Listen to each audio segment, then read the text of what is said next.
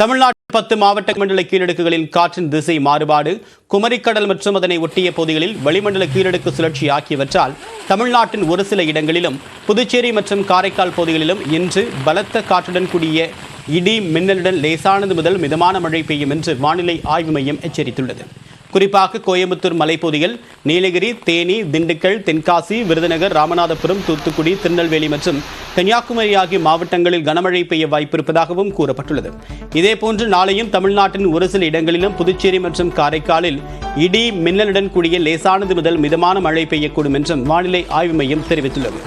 அதே சமயம் அடுத்த 2 நாட்களுக்கு தமிழ்நாடு, புதுச்சேரி மற்றும் காரைக்காலில் அதிகபட்ச வெப்பநிலை பகுதிகளை பொறுத்தவரை அடுத்த 48 மணி நேரத்திற்கு வானம் ஓரளவு மேகமூட்டத்துடன் காணப்படும் என்றும் வானிலை மையம் கணித்துள்ளது.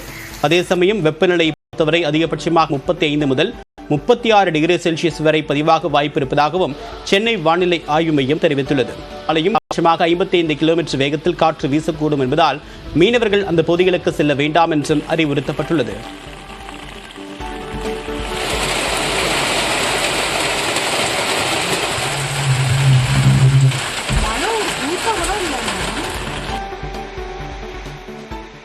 தமிழகத்தில் நீலகிரி மாவட்டம் அதிகபட்ச நெல்லை மாவட்டம் சேர்வலாறு அணை பகுதியில் 8 சென்டிமீட்டர் மழையும் பதிவாகியுள்ளது. இதேபோல் மாஞ்சோலை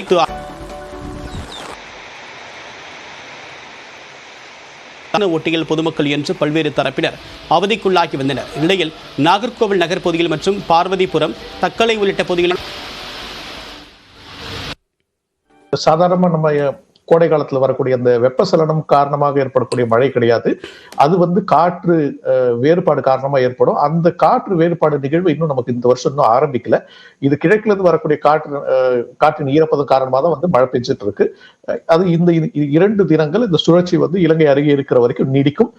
படிப்படியா அந்த சுழற்சி அரபிக்கடல் பகுதி நோக்கி மேற்கில் நகரும் போது நமக்கு ஞாயிறு, திங்கள் முதல் மழையின் தாக்கம் சற்று குறைந்து விடும்.